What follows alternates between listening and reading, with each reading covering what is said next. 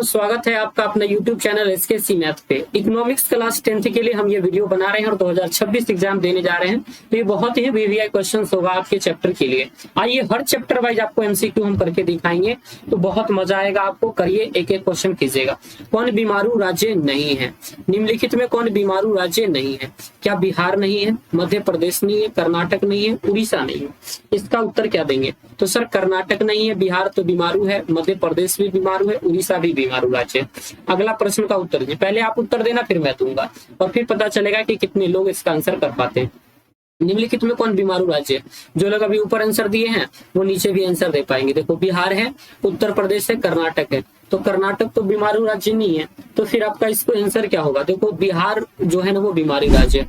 लेकिन आप यहाँ कहें कि सर बीमारू राज्य, तो आपने यहाँ पे मध्य प्रदेश को बताया था, उड़ीसा को बताया था। तो देखो, मध्य प्रदेश उड़ीसा इसमें है क्या? नहीं है। तो अगला प्रश्न देखते हैं। बिहार एक राज्य है कैसा? उद्योग में प्रधान है, पशुपालन में प्रधान है, खनिज में प्रधान है, या कृषि में प्रधान राज्य? तो सबको पता है कि हमारा प्यारा सा बिहार जो है वो कृषि प्रधान है। कैसा है? कृषि प्रधान है। हमारा जो बिहार है वो कैसा प्रधान है? तो आप कहेंगे सर ये कृषि प्रधान राज्य है। तो याद रखना है। याद क्या रखोगे? ये तो प्रश्न कभी गलत हो ही नहीं सकता। बताओ, 3 में 3 तो आप लोगों की सही हो ही गया होगा। चौथा क्वेश्चन देखो, भारत में सेवा क्षेत्र को सामान्यतः कितने भागों में बांटा गया है? तो सेवा क्षेत्र को सामान्यतः कितने भागों में बांटा गया आपसे पूछा जाए तो बोलना 2 भागों में बांटा गया। 4 नहीं होगा, 6 नहीं होगा, 8 नहीं होगा। सेवा क्षेत्र को 2 भागों में बांटा गया है। सेवा क्षेत्र को कितने भागों में बांटा गया है? 2 भागों में बांटा गया है। अगला प्रश्न देखिए, 5 नंबर क्वेश्चन क्या कह रहा है कि किस क्षेत्र को द्वितीय क्षेत्र कहा जाता है? देखो, पहला क्षेत्र जो हमारा कहा जाता है वो कृषि को कहा जाता है। किसको? कृषि को। द्वितीय क्षेत्र जो हमारा कहा जाता है इंडस्ट्री को कहा जाता है। किसको कहा जाता है? इंडस्ट्रीज को। और तीसरा क्षेत्र जो हमारा कहा जाता है वो कहा जाता है सर्विस को कहा जाता है। किसको कहा जाता है? सर्विस को। तो कह रहा है किस क्षेत्र को द्वितीय क्षेत्र कहा जाता है? उद्योग को द्वितीय क्षेत्र कहा जाता है। ऑप्शन नंबर सी आपका बिल्कुल राइट आंसर हो जाएगा। आइए अगला क्वेश्चन पे आपको ले चले हम। छठा प्रश्न कह रहा है पिछड़ा राज्य किसे कहा जाता है?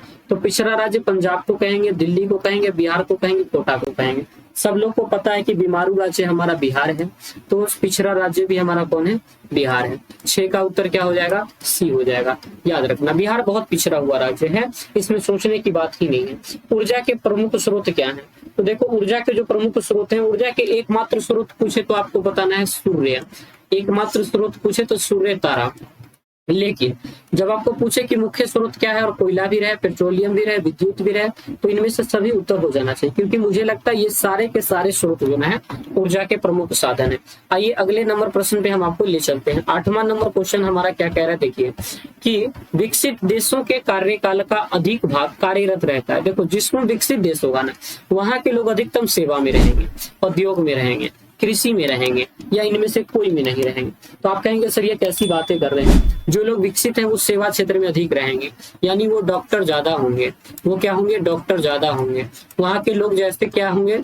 टीचर ज्यादा होंगे। वहां के लोग क्या होंगे? मास्टर ज्यादा होंगे, टीचर ज्यादा होंगे, ये सारे लोग होंगे। अगला क्वेश्चन हम ले चलते हैं आपको 9वां नंबर।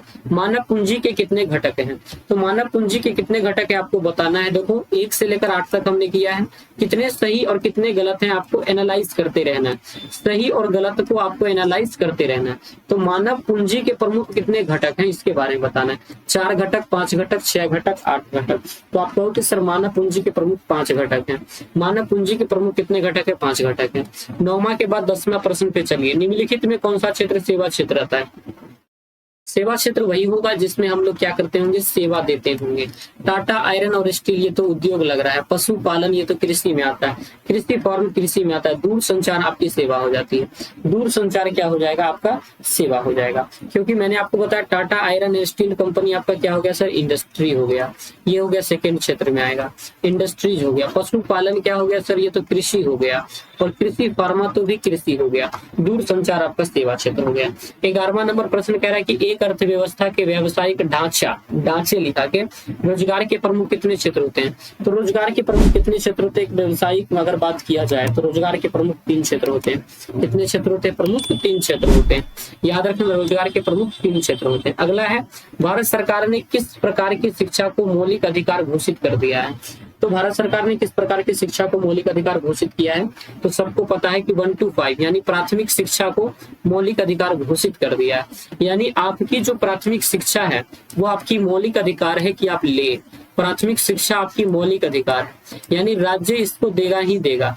ये राज्य के विरुद्ध है, ये राज्य आपको देगा ही देगा। आइए अगला के बाद है 12 के बाद 13। सेवा क्षेत्र का निर्माण होता है परिवहन सेवा के द्वारा, संचार सेवा के द्वारा, वाणिज्यिक सेवा के द्वारा या सभी के द्वारा। तो कहने की इसमें कोई जरूरत ही नहीं है, सभी के द्वारा हो जाएगा। अगला है न्यूनतम और आधारभूत कौशल को किस प्रकार की शिक्षा कहेंगे? तो जो हमारा न्यूनतम है आधारभूत कौशल की शिक्षा है उसको आप क्या कहेंगे? तो अगला 14 नंबर प्रश्न का उत्तर दीजिएगा, आप लोग क्या कहेंगे? उसको प्राथमिक शिक्षा कहेंगे, माध्यमिक शिक्षा, उच्च शिक्षा या तकनीकी शिक्षा? तो जो न्यूनतम शिक्षा हमारे लिए है ना वो प्राथमिक शिक्षा है। इसको सरकार ने अभी क्या कर दिया है, अनिवार्य कर दिया है। और इसे कहाँ शामिल किया है? तो मैंने आपको अभी बताया है फंडामेंटल राइट्स में शामिल कर दिया है। भाग कितने में पड़ता है सर? ये 3 में पड़ता है। भाग कितने में पड़ता है? 3 में। कहाँ से कहाँ तक भाग है? 12 से लेकर 35 तक हमारा भाग है। आइए अगले प्रश्न पे हम बात करते हैं। अगला प्रश्न हमारा 14 के बाद 15 नंबर क्वेश्चन। 15 नंबर क्वेश्चन यहाँ पे होगा, आपको देखिए कि हमारे देश का कौन सा शहर सूचना प्रौद्योगिकी तथा सॉफ्टवेयर शक्ति का प्रतीक बन गया? तो सूचना प्रौद्योगिकी और सॉफ्टवेयर शक्ति का प्रतीक हमारा कौन सा देश बन गया, मतलब कौन सा देश बन गया है, जल्दी बताइए। मुंबई, चेन्नई, बेंगलुरु, अहमदाबाद। मुंबई, चेन्नई, बेंगलुरु, तो ये हमारा बन गया है बेंगलुरु। कौन सा बन गया है? Bangalore. Chennai, RCB, royal challenger Bengaluru. देखो अधिकतम लोग के जो कॉल सेंटर वगैरह है ना वो कहाँ पे रखा गया है? आरसीबी मतलब रॉयल चैलेंजर बेंगलोर में शिफ्ट किया गया, क्योंकि वहां पे सूचना प्रौद्योगिकी और सॉफ्टवेयर शक्ति का वो एक हट्टा बन गया।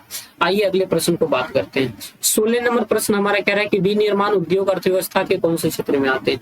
देखो अभी ही बताया था कि इंफ्रास्ट्रक्चर हो गया, डेवलप इंडस्ट्री हो गया, इंफ्रास्ट्रक्चर हो गया, ये सारे के सारे प्राथमिक में नहीं आएंगे, क्योंकि प्राथमिक में वो आते हैं जो कृषि होते हैं, द्वितीयक में आ सकते हैं, तृतीयक में सेवा आते हैं, इनमें से कोई होगा नहीं। चलिए इसका आंसर बी हो जाएगा, द्वितीयक। अगला प्रश्न पे डिस्कस किया आर्थिक विकास का तीसरा क्षेत्र क्या है? तो मैंने अभी ही बताया था पहला क्षेत्र को कहा जाता है कृषि वाला क्षेत्र, दूसरा क्षेत्र को मैंने अभी ही बताया है कि इसको कहा जाता है आपको उद्योग वाला क्षेत्र, और तीसरा क्षेत्र को मैंने अभी ही आपको बताया इसको कहा जाता है सेवा वाला क्षेत्र। तो ये क्या हो जाएगा मेरे प्यारे बच्चों? सेवा क्षेत्र हो जाएगा। 18 नंबर क्वेश्चन देखो क्या कह रहा है, छिपी हुई बेरोजगारी किस क्षेत्र में पाई जाती है? हाँ, छिपी हुई बेरोजगारी कृषि में ज्यादा देखने को मिलेगा। छिपी हुई बेरोजगारी कहाँ देखने को मिलेगा? कृषि में। यानी आप काम तो करेंगे लेकिन आप बेरोजगार पड़े जाएंगे, यानी ऐसी बेरोजगारी जो छिपी हुई दिखती तो नहीं है लेकिन बेरोजगार है। सेवा क्षेत्र का सकल घरेलू उत्पाद में योगदान कितना है? सेवा क्षेत्र का सकल घरेलू उत्पाद में योगदान है 75%, यानी मोर देन 50%। अगला है सकल घरेलू उत्पाद में कृषि क्षेत्र का योगदान कितना परसेंट है? सकल घरेलू उत्पाद में कृषि क्षेत्र का योगदान कितना प्रतिशत है बताइए? सकल घरेलू उत्पाद में कृषि क्षेत्र का योगदान 18% है। साथियों 1 से लेकर 20 तक आपके कितने एमसीक्यू सही हो पाए हैं बताना कमेंट करके। मिलते हैं नई वीडियोस के साथ, तब तक के लिए आप सभी को धन्यवाद। प्लीज चैनल को मेरे भाई बहुत रिक्वेस्ट कर रहे हैं सब्सक्राइब कर देना। Thank you, love you.